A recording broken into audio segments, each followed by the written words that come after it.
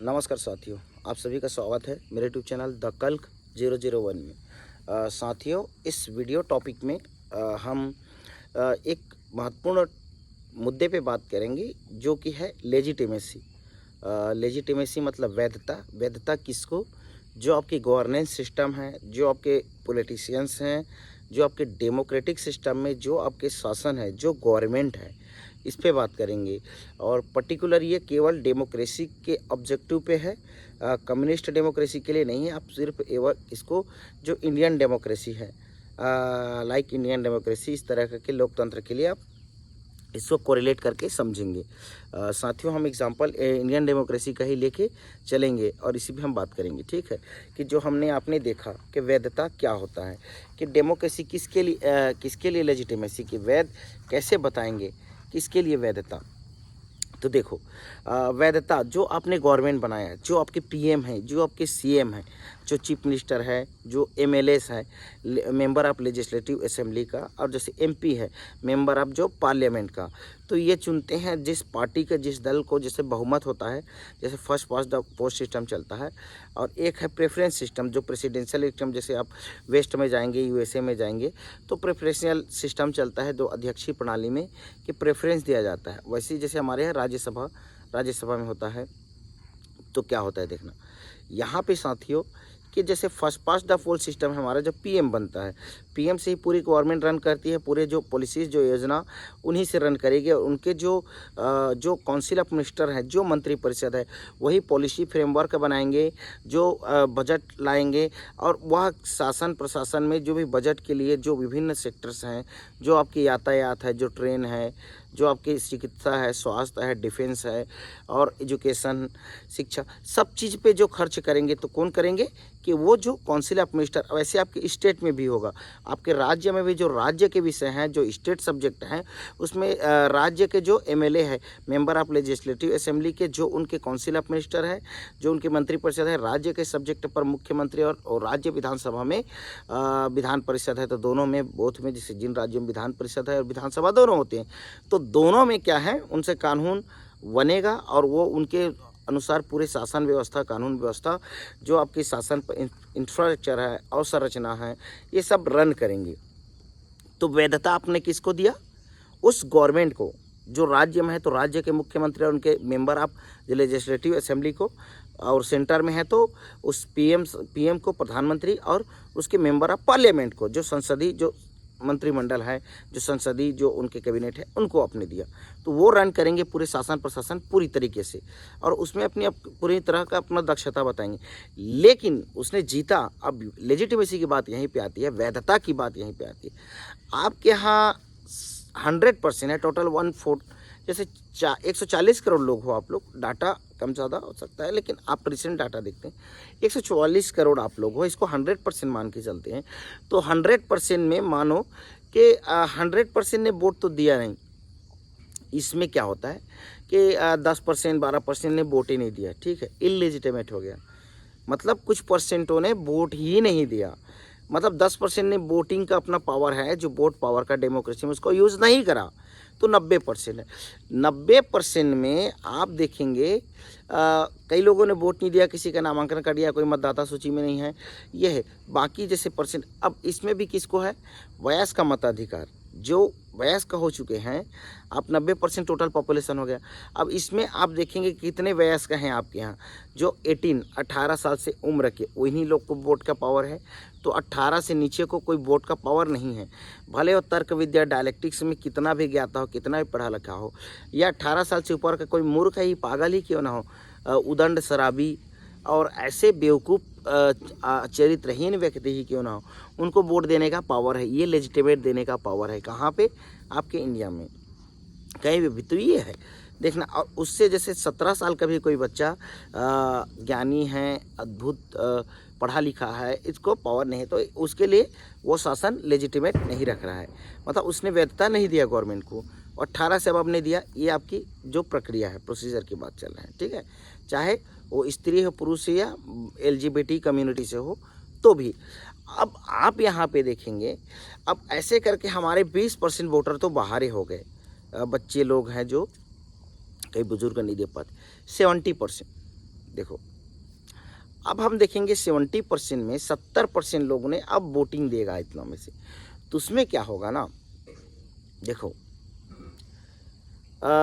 इस 70% को भी अब हम 100% मांग के चलें कि इन 70% वोटर में इन्हें लेजिटिमेट, बाकी 30% लोगों ने उस शासन प्रशासन में जो गवर्नमेंट सिस्टम है, जो पीएम है, जो सीएम है, आपके एमएलए हैं, एमपी, उनको कोई लेजिटिमेट नहीं करा है, ये मान के चलिए आपके देश के 30% पॉपुलेशन। अब 70% की फिगर को हम 100% मान के चलते हैं, तो इसमें भी मल्टीपल पार्टीज होती हैं, जैसे बहुदलीय व्यवस्था है हमारे यहाँ, जैसे बहुत से दल हैं, ठीक है, कोalition बना के 2 दल एनडीए और यूपीए आ जाते हैं, ठीक है, एनडीए जो आपका जो एनडीए हो जाएगा और एक है यूपीए यूनिफाइड, जो ये है यूपीए में अब जैसे इसको INDIA इंडिया गठबंधन करके लोग बुलाते हैं, ठीक है, वो यूपीए और एनडीए इनमें चलेगा कोalition। और उसके बाद जो अदर और बहुत से पार्टीज होती हैं, जैसे कोई कोalition का हक नहीं था, जैसे अभी हमारे यहाँ BSP का, बहुजन समाजवादी पार्टी का, लेकिन एक बैक चैनल से, एक पिछले चैनल से कहीं ना कहीं किसी को प्रॉफिट दिखाने के लिए ऐसे वोट कटिंग का भी काम उनके द्वारा करा जाता है, किया गया। और बहुत सारी पार्टी हैं, अब राष्ट्रीय पार्टी आप भी बन गई है, आम आदमी पार्टी, तो ये सारे पार्टीज़ हैं, अभी तो कोalition करके लड़ लेते हैं, बट आप देखेंगे तो बहुत सारे और निर्दलीय होते हैं, जो निर्दलीय चुनाव लड़ते हैं। वैसे करके आपके यहाँ जैसे चुनाव होते हैं, तो जो जैसे अब परसेंटेज ऑफ वोट पे भी नहीं डिपेंड करता ना कि किस जगह कितना वोट मिला है। देखो ये जैसे आपका जो सीमांकन जो आयोग होता है, जो बनाता है कि किस संसदीय क्षेत्र में, किस लेजिस्लेटिव एरिया में कितने पॉपुलेशन है, कैसे एरिया का, वो बांटा रहता है, ठीक है, जो 4 बार अभी तक बन चुका है, 62 में बना था, 72 में बना था, ठीक है, तो ये उनके द्वारा प्रत्येक जो अभी तो अब संसद में भी बढ़ने वाला है एक बार, जो भी मान लेते हैं। अब क्या होता है ना, इसी 75 में जो 70% को 100% मान के चले, इसमें बहुत से बहुदलीय व्यवस्था है, मल्टीपल पार्टी सिस्टम है। जिस पार्टी को 35% मिला, देखो अब इस 70 को हमने 100 मान लिया और 35% जिसको वोट मिला, तो आपके कितने बचे, इसको 100 मान लिया, 65%, 65% लोग बचे जो बहुदलीय में विपक्ष को, जो विपक्ष में बैठे उनको वोट गया है, अन्य जैसे निर्दलीय को गया है, या कोई नोटा में गया है, नानाब दबाव में वोटिंग में गया है, तो ऐसे करके 65% लोग बाहर जाते हैं। तो अभी आपके जो गवर्नमेंट बैठता है, जो स्टेट गवर्नमेंट, वो 35-38%, बस इससे ज़्यादा नहीं रहता। सेंट्रल में जो बैठता है 35 to 38, 40%, इतना ही उनका वोट मिला है उनको परसेंट।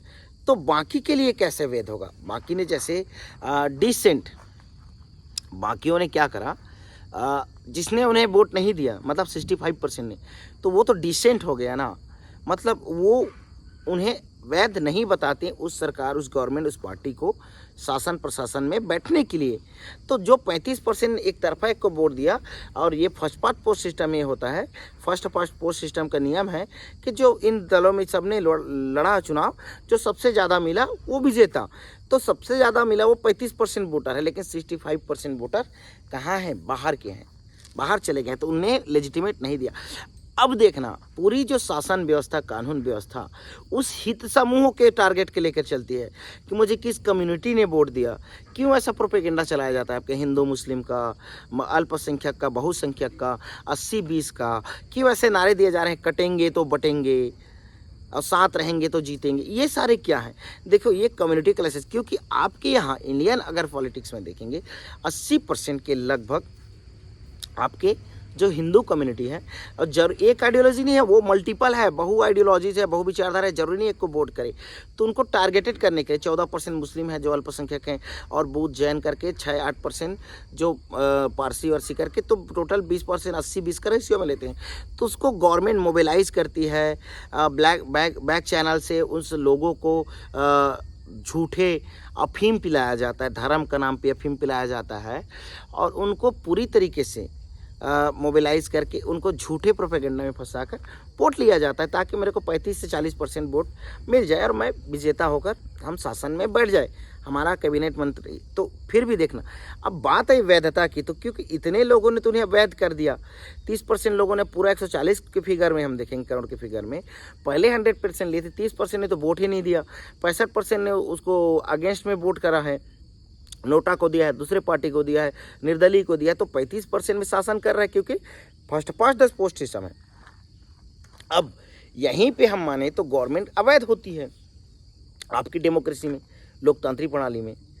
अब आप बोलेंगे क्या सही है कैसे वैध, इसके लिए पूरी परमतंत्री व्यवस्था है कि हर एक व्यक्ति जो मूक बालक नहीं है, जो थोड़ा सा समझदार है, जानकार है, जो 5 साल से हम जब स्कूल भेज सकते हैं तो बच्चे को कुछ सिखाने के लिए, शिक्षा के लिए, ज्ञान के लिए 10 साल में वो निकल जाता है, इतना समझदार हो जाता है बच्चा। अभी तो 10 साल के बच्चे को कोई अभिनव अरोरा को बाबा बना के घुमा रहे हैं आपके मीडिया, सोशल मीडिया में, तो समझ रहे हैं ना, बाल संत बोल के। तो ये सारी चीज़ें देखो इसीलिए आती है। आप देखिए, आपने कल न्यूज़ में देखा कि महाराष्ट्र में एक ट्रेन में हादसा हुआ, काफ़ी भीड़, और हर जगह हो रहा है ना, 2 लोग मर गए ट्रेन में चढ़ते वक्त, इतने भीड़। जो गाय पशु होते हैं ना, मवेशी, जो हमारे पशु थे, तो पहले गोठान में या घर में कांजी हाउस रखा जाता था, कांजी हाउस जैसे किसी के खेत में जाके नुकसान कर रहा है जो मवेशी। अभी तो आपकी राजस्थान सरकार ने क्या बोला, आवारा मवेशी नहीं बोलेंगे, लेकिन वो खुद नहीं जानते कि वो मवेशी को छोड़े क्यों तुम रोड में आवारा। ये कानून व्यवस्था, तो इनको गलत अलग अलग नाम बदलेंगे, नए तरीके से नाम लाएंगे, और ऐसा बोलना इनको ये बोल सकते हैं, लेकिन एक्चुअल में जो सही चीज़ें हैं, सही मुद्दे इश्यूज़ पे नहीं बात करेंगे। तो महाराष्ट्र में आपने देखा कि ट्रेन में भीड़ की वजह से 2 लोग मर गए, कई लोग घायल हो गए। वैसे कई जगह हो रहा है ना, गुजरात में, दिल्ली में, यूपी में। अभी देखो त्योहारी सीजन है, दीपावली छठ का समय है, तो लोगों का आना जाना, अपने घर परिवार से मिलना, आना जाना ये पड़ता है। और इसके लिए क्या करेंगे वो लोग, अरे भाई वो लोग आपको वोट दिया, आपको हमेशा हर एक चीज़ों में टैक्स दे रहे हैं, कर दे रहे हैं, तो वो लोग पब्लिक जो अवसंरचना है, पब्लिक इंफ्रास्ट्रक्चर है, पब्लिक यातायात सुविधा है, उसको ज़रूर उसी को लेंगे। लेकिन आज के गवर्नमेंट आपकी क्योंकि इलिजिटिमेट गवर्नमेंट है, अवैध गवर्नमेंट होती है, तो वो क्या करती है, कुछ कॉरपोरेट घराने को, कुछ बड़े कॉरपोरेट हाउसेस को ये सारी चीज़ें प्रोवाइड करा देती है। अभी आपने देखा कि हमारा जो ट्रेन निकटता में ट्रेन है, गेवरा स्टेशन आता था, वो ट्रेन बंद करके केवल और केवल मालगाड़ी चलाया जा रहा है, पब्लिक सुविधा के लिए नहीं देखा जा रहा है। केवल कोरबा से एक ट्रेन मिलती है, और वह हम इतने भीड़ से बढ़कर कोरबा से ट्रेन पढ़ के जाना पड़ेगा यहाँ से जिला मुख्यालय से। पहले हमारा गेवरा स्टेशन सबसे पुराना स्टेशन है, गेवरा स्टेशन जो बिलासपुर है, चांपा जंक्शन, अब ऐसा तरीके से। लेकिन अब केवल और केवल कोयला दोहन करना है तो एक विशेष कंपनी का, जैसे अडानी का मालगाड़ी का पूरा मालगाड़ी इधर एरिया से चलता है, और दिन भर वही देखेंगे मालगाड़ी का, तो उसमें सरकार को रेवेन्यू ज़्यादा मिल रहा है, पैसा ज़्यादा मिल रहा है, बेच रहा है। लेकिन एक पब्लिक इंफ्रास्ट्रक्चर इसलिए होता है पब्लिक यातायात के लिए, ट्रेन बनाने के लिए, क्यों कि वह हर किसी को सुविधा मिले, क्योंकि सरकार, हमारा जो संसदीय व्यवस्था है, वेलफेयर स्टेट की अवधारणा है, कल्याणकारी राज्य की अवधारणा है। कल्याणकारी राज्य हो आप, तो आपको कुछ सुविधाएं देनी पड़ेगी, आप उसको लाभ के रूप में नहीं देख सकते कि लाभ की संस्था के रूप में आपकी ट्रेन या पब्लिक प्रॉपर्टी है, जो पब्लिक अवसंरचना है, इसको नहीं देख सकते। इसी गवर्नमेंट के आने के बाद ये सारी चीज़ें क्यों हो रही है, क्योंकि आप हर चीज़ को प्रॉफिटेबल कर देंगे, हर चीज़ को बेच देंगे। देखो ये प्लेन हवाई यात्रा में, जैसे उन बड़े लोगों के लिए, बड़े तबकों के लिए जो क्या करते हैं कि अफोर्ड कर सकते हैं, वो लोग चल सकते हैं, लेकिन एक छोटा तबका एक छोटा ट्रेन में ही जाएगा। आप दुनिया भर के अफीम पिला रहे हैं उसको, बुलेट ट्रेन, वंदे भारत करके, और एक जो लोकल हमारी ट्रेन है, जो लोकल हमारी एक्सप्रेस ट्रेनें हैं, इसमें ना तो आपने बोगी बढ़ाया, ना ट्रेन पे मरम्मत पे काम करा, ना इंफ्रास्ट्रक्चर पे बात करा। और आपके अश्विनी वैष्णव जो रेल मंत्री है, इसी इलेजिटिमेट गवर्नमेंट की, अवैध गवर्नमेंट की, वो रील मिनिस्टर इसीलिए बोला जाता है। वो ऐसे ऐसे बात करते हैं कि सच में आज की टिकटॉक की दुनिया में जो रील बनाने के लायक है, इसीलिए उसको रील मिनिस्टर बोला जाता है। इतने सारे ट्रेन एक्सीडेंट, दुर्घटना क्यों हो रहे, क्योंकि आपकी गवर्नमेंट इलिजिटिमेट है, वह उन चीज़ों को, इंफ्रास्ट्रक्चर अवसंरचना पे खर्च नहीं कर रही है, क्योंकि अवैध है ना। क्योंकि अगर वो सारे लोगों का वैधता से वोट पाया जाता, वैध होता, तो वो सबको भला के लिए करता, वो कम्युनिटी में नहीं कराता। हिंदू मुस्लिम धर्म के नाम पे बहराइच में आप देखें, आप जो गुटों में आपने मणिपुर का देखा कि कुकी मैती, ये सब गवर्नमेंट प्रोपेगेंडा है। आपने बांग्लादेश में देखा कि किस तरीके से के लोगों को आरक्षण के नाम पे एक विशेष संगठन को करा के इसमें बढ़ाया जाता है। आपने श्रीलंका में, तो हर एक जगह देखेंगे जहाँ डेमोक्रेसी है इस तरीके की, वहाँ ये गवर्नमेंट अवैध गवर्नमेंट होती है, इलिजिटिमेट होती है। और नई व्यवस्था में इसीलिए हमारा कहना है कि जो परमतंत्री व्यवस्था है ना, जो एब्सोल्यूटोक्रेसी है, जैसे डेमोक्रेसी उससे सबसे सर्वोत्कृष्ट है एब्सोल्यूटोक्रेसी, और जो सिस्टम है एब्सोल्यूटोक्रेटिक सिस्टम, हर व्यक्ति का, हर जात धर्म संप्रदाय कम्युनिटी, हर वर्ग, हर हित समूह, जितने भी इंटरेस्ट ग्रुप है, हर जो प्रेशर ग्रुप ग्रुप हैं, सबको लेकर हर एक वैधता से वह क्या एब्सोल्यूटोक्रेटिक सिस्टम बनेगी, जो एब्सोल्यूटोक्रेसी होगी, जो परम तंत्री व्यवस्था है। परम मतलब एब्सोल्यूट कौन है? एब्सोल्यूट गॉड है। हर धर्म संप्रदाय में, रिलीजन में एक बिलीफ सिस्टम है।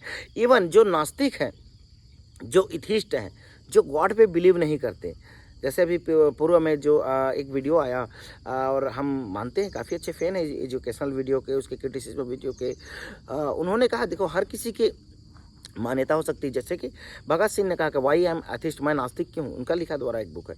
वैसे भी जर्मनी में ध्रुव राठी ने कहा एक वीडियो क्लिप में कि मैं नास्तिक हूँ, गॉड पे बिलीव भरोसा नहीं कर सकता। लेकिन एक्चुअल में कोई ना कोई गॉड है। अगर आपने गॉड पे भरोसा नहीं करता परमतंत्री व्यवस्था में, तो आप जर्मनी में जाके शांत पीसफुली माहौल में अपने बच्चों के साथ रह रहे हो। अभी तो आपका बेबी होगी, आपको अच्छा है, तो आप गॉड पे कहीं ना कहीं इंटेंशनली इंटरनली गॉड है भरोसा आप करते हो। देखो बोलना कि मैं नास्तिक हूँ, मैं आस्तिक हूँ, अलग चीज़ है। देखो अध्यात्म, बिलीफ, फेथ सिस्टम ये अंदर से आते हैं, इनर मन में आती है। और वो जिसको वो वैध कराएगा ना, जो इंटरनली आपका, वो सबसे सर्वोत्कृष्ट वैधता है। और ये हम बता नहीं पाते, कई बार हम मुँह में ये है, हम अपना नाम बोलेंगे, कुछ भी चीज़ें ऐसे बोल देते हैं जो हम बोलते हैं कि हम इन चीज़ों में मानते हैं या नहीं मानते हैं।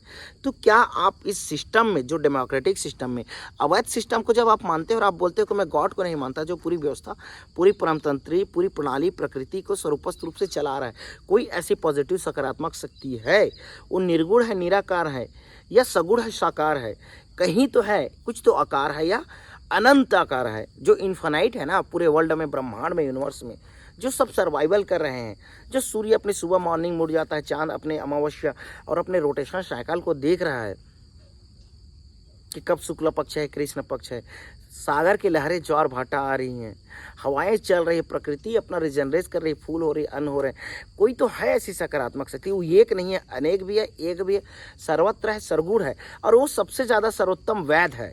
और उसकी जो व्यवस्था होगी ना, वही इस डेमोक्रेटिक सिस्टम से, जो अवैध सिस्टम से सर्वोत्कृष्ट होगी और वैधता परक होगी। तो सिस्टम कैसे बनाया जाए बोलेंगे, तो इसके लिए हमारा पास पूरा सिस्टम का फिलॉसफी, दर्शन, पॉलिटिकल पूरी एक अवसंरचना और एक न्यू प्लिंथ से लेकर ना पूरी इमारत के टॉप तक, जहाँ टॉप में ले जाना है उस परमात्मा की, वहाँ तक के लिए पूरी व्यवस्था है। लेकिन ये डेमोक्रेटिक सिस्टम है जिसमें आपको शोषण हो रहा है, जिसमें आपको प्रताड़ित किया जा रहा है, विक्टिमाइज किया जा रहा है, धर्म के नाम पे लड़ाया जा रहा है, हिंदू मुस्लिम करके भड़काया जा रहा है, एक वोट बैंक पॉलिटिक्स के लिए, अवैध पॉलिटिक्स के लिए। और उसके बाद आपके इतने तरीके से टैक्स लिए जाएंगे, इतने तरीके से कर लिए जाएंगे कि आप उस कर टैक्स देते देते पीड़ित हो जाओगे। आपने देखा, मान लो मैं एक गवर्नमेंट सर्वेंट हूँ, मैंने टैक्स दिया, ITR रिटर्न भरा, अभी जैसे अगस्त में मैं भर दिया, टैक्स भरा, इनकम टैक्स। अब क्या होगा कि मुझे सैलरी मिला, मैं घर के लिए राशन लाऊंगा तो भी टैक्स दूंगा, माँ बाप बुजुर्ग हैं उनके लिए दवाई गोली लाऊंगा तो मेरे माँ बाप भी टैक्स दे रहे हैं, घर में बच्चे हैं छोटे, उनके लिए कुछ डेयरी मिल्क, कुछ चॉकलेट खाने के लिए मैंने उनको दे दिया, तो बच्चे क्या है पैसे दिए, वो भी टैक्स दे रहे हैं। मेरी वाइफ है, स्कूटी है, मार्केट जाती है सब्जी लेने के लिए, तो स्कूटी में तेल डलाया, वो भी टैक्स दे रहे हैं मेरे वाइफ। घर में डॉग हैं, मवेशी है, मवेशी के लिए दाना, डॉग के लिए खाना कुछ लाए, कुछ तो उनके लिए भी, पशु के लिए भी टैक्स दे रहे हैं, पशु को दाना लाए, खाना लाए, कुटी लाए। तो हर एक चीज़ों में टैक्स देने के बाद गवर्नमेंट आपको क्या रिटर्न कर रही है, क्योंकि वो अवैध सरकार है, इतने तरीके से टैक्स लेती है, इतने तरीके से। और कुछ टैक्स में छूट की माफ़ हो तो बड़े कॉर्पोरेट घराने, कॉर्पोरेट हाउस को टैक्स माफ़ करेगी। और क्या करेगी, हमने इतने करोड़, हजारों करोड़ों का टैक्स माफ़ किया, उसमें भी इलीगल रूप से उनके द्वारा कुछ राशि, करप्शन, ब्राइब, ये भाई भतीजा और नेपोटिज्म की भावना आती है। जिस बिजनेस कॉर्पोरेट घरानों को उसको बढ़ाना है उनसे अलग लेगा। ये पूरा भ्रष्टाचार, घूसखोरी का एक मायाजाल बना है कि अपने जो हित संरक्षित करेंगे, अपने हितों के जो संरक्षण होगा उसको बढ़ावा देने के लिए ये पूरी प्रक्रिया, प्रोपेगेंडा पूरी तरीके से ये चलते रहेगी इस डेमोक्रेटिक सिस्टम में, इस लोकतंत्री प्रणाली में। और आप जो उस अपने वोट के पावर से एक गरीब तबका को, एक दुखित तबका को देखो पेट भरने के लिए चावल दे रहे हैं, तो आप ही का चावल आपका हक है। आपके देखो कोई बाहर स्टेट से या अदर राज्य, अदर जैसे स्टेट, बाहर स्टेट मतलब हम इसको इंटरनेशनल वर्ड में बात कर रहे हैं, तो अदर जैसे देश, दूसरे देशों को स्टेट बोला जाता है, राज्य बोला जाता है। और बड़े रूप में बात करेंगे तो इंडिया एक स्टेट है, जैसे बाहर USA है, तो हम अदर स्टेट के बारे में बात करते हैं। इसको पॉलिटिकल साइंस की भाषा, अगर नेशनल लेवल में बात करेंगे तो अदर दूसरे राष्ट्रों को भी स्टेट बोला जाता है। तो हमें बाहर स्टेट या राष्ट्रों से हमको किसी तरीके से अन्न मंगा कर, तो हम अपने जैसे BPL फैमिली है, बिलो पॉवर्टी लाइन की फैमिली है, आप उसको 2 रुपये 1 रुपये किलो में चावल दे तो उनको दे नहीं रहे हो। यहीं का अन्न है, यहीं का धन है, यहीं का धन है, तीनों चीज़ यहीं के अन्न है, यहीं के जन है और यहीं के धन है। तो यहीं के अन्न को उगा को सरकार आपसे PDS सिस्टम में, जो पब्लिक डिस्ट्रीब्यूटर सिस्टम में, और अपने भंडारण स्टोरेज करके खरीद रही है आप ही के टैक्स पैसे से, और उन्हीं को पेट भरने के लिए वो चावल दे रही है, और यहीं के जन है और यहीं के धन है। बात समझ रहे हैं? तो इसमें क्या हो रहा है कि देखो, आप ही का अन्न है, आप ही के उधर है। अगर गवर्नमेंट इसलिए भी इसको दे प्रोवाइड कराते हैं क्योंकि बैकफायर ना कर जाए, लोग इतने भूख से पीड़ित होंगे, तो इनकी जो कॉर्पोरेट जो पूंजीवादी व्यवस्था को ये बचाने के लिए, जो व्यापारिक व्यवस्था को बचाने के लिए, ये जो जिस रास्ते पे, जिस राह पे गवर्नमेंट चलती है, इसमें जनता विद्रोह करके ईंट से ईंट ना बजा दे, क्रांति ना कर दें। तो इसीलिए बैकफायर ना हो, उनका पेट भरा रहे। उसके बाद इनको इतने कर के जंजाल में फंसाकर, एक बिस्किट भी ले तो टैक्स के जंजाल में फंसाकर उसको शोषित कर दो, पीड़ित कर दो। ये गवर्नमेंट की चाल रहे थे, क्योंकि गवर्नमेंट अवैध है, इलीगल गवर्नमेंट है, क्योंकि वो पूरे अपने जनता का वोट वैधता को नहीं पाया ना। वो अगर वो पूरे का वैध सिस्टम में वैध तरीके से होता तो सारे लोगों को अपने मानता। पहले राजा होते थे, प्रजा होते थे, तो हर प्रजा अपने राजा को भगवान ईश्वरीय रूप में जानता था और वैधता देता था कि हमारे राजा हैं राज कराने। आज के डेट में नहीं होता, इस डेमोक्रेटी में नहीं है, इसीलिए अवैध है वो। जैसे राम राज्य बोलते हैं तो राम को राजा सभी मानते थे। आप कृष्ण को बोलेंगे द्वापर राजा तो सभी मानते थे। अकबर जब राजा था तो राजा अकबर ही था, सब शाहजहां था तो शाहजहां सभी मानते थे। सुल्तान था, तो जितने भी राजा हुए ना, जितने इसके राज एरिया में आते थे सभी मानते थे। आप चोल एम्पायर देखेंगे, राजा प्रथम, राजेंद्र प्रथम, ये सब राष्ट्रकूट वंश, पाल वंश, पल्लव वंश, जो आपके गुर्जर प्रतिहार हैं, तो ये सारे जब हुए तो जो राजा होते थे, जो राजतंत्रीय व्यवस्था थी, जो व्यवस्था, जो गॉड के उस टाइम में धर्म युद्ध भी होता था, तो उसके राज के जो उसके राज सिवाना है, उसके जो सॉवरेनिटी में, जो संप्रभुता में, जो सॉवरेनिटी में जितना एरिया था, हर कोई लेजिटिमेसी देता था कि ये हमारा राजा है। आज नहीं देते, समझ रहे हैं? क्योंकि पार्टी मोटिवेशन, इंटरेस्ट, कोई अलग पार्टी को, कोई अलग दल के कार्य करता है, कोई अलग दल को इंटरेस्ट करता है, कोई की पॉलिसीज़ को क्रिटिसाइज करता है। आप देखो, इतने लोग किसान, एक अल्पसंख्यक, इतने लोग विरोध करते हैं, तो क्या उनको देखो, आपका डिसेंट है, जो आपको विरोध करता है उसको भी संतुष्टि का हक होना चाहिए। ये होना चाहिए व्यवस्था, और ये व्यवस्था कहाँ मिलेगी? उस परमतंत्री व्यवस्था में, एब्सोल्यूटोक्रेटिक सिस्टम में। तो लेजिटिमेसी को लेकर इस लोकतंत्र में जो हमने चर्चा करा, इसीलिए जो सारी शोषण हो रही हैं, जो सारे जिस तरीके से आपका शोषित किया जाता है, पीड़ित किया जाता है, और आपको आपके हक नहीं दिया जाता, क्योंकि गवर्नमेंट ही इलेजिटिमेट है, अवैध है। तो लेजिटिमेसी के लिए क्या करा जाए? आपको परमतंत्री व्यवस्था चाहिए, एब्सोल्यूटोक्रेटिक सिस्टम। आप सोचिए, मांग करिए, क्योंकि एब्सोल्यूट गॉड, परम गॉड, वो परमात्मा है जो हर धर्म संप्रदाय में प्रकृति के रूप में सर्वमान है। जहाँ लोग डायरेक्ट साकार सगुण या कोई मूर्तिकार, हम नहीं बोलते कोई मूर्ति ही परमात्मा है। हर रग रग कण कण प्रकृति, पृथ्वी, हर एक जगह है। लोग ऐसे कम्युनिटी हैं जो प्रकृति में परमेश्वर देखते हैं, प्रकृति के हर रूप में परमात्मा देखते हैं। आप साउथ अमेरिका में देखेंगे, ब्राज़ील, इस एरिया में ऐसे कई कम्युनिटी हैं। तो ये चीज़ें हैं, और वही परमात्मा का भी रूप है, वही परमेश्वर का रूप है। तो इन चीज़ों को देखो, अवैध है, उसको वैध करने के लिए आपको नई व्यवस्था चाहिए, जहाँ शोषण नाम का कोई चीज़ नहीं होगा। एब्सोल्यूटोक्रेसी चाहिए, परमतंत्री व्यवस्था चाहिए, और इसकी पूरी प्रक्रिया है। आप सबका भी इसमें वाद विवाद और संवाद के लिए स्वागत है, क्योंकि सुकरात ने कहा है, तर्क विद्या डायलेक्टिक से, वाद विवाद और जो वाद प्रतिवाद और संवाद से ही एक नई खोज, नए आविष्कार और नया चमत्कार के साथ में एक नई व्यवस्था जन्म लेती है, और वही सर्वोत्कृष्ट सर्वोत्तम होती है। आज की तरह ढोंग की तरह नहीं कि सनातन बना कर आपको वैसी दरिंदा बनाया जा रहा है, आपको सनातन बोल के तथाकथित हिंदू रक्षक बना के आपको दरिंदा बनाया जा रहा है, गुंडे बदमाश बनाए जा रहे हैं। तो इन चीज़ों से दूर रहें। नमस्कार साथियों, विदा चाहते हैं आज के वीडियो में, इतना ही कहकर। और वैध सिस्टम के लिए आप आगे आइए, बढ़िए, कि जो सिस्टम वैध हो, अवैध सिस्टम के पीछे न रहिए, अवैध चीज़ों को ना मानिए, त्याग करिए अवैध चीज़ों का, इलेजिटिमेट चीज़ों से दूर रहिए। नमस्कार।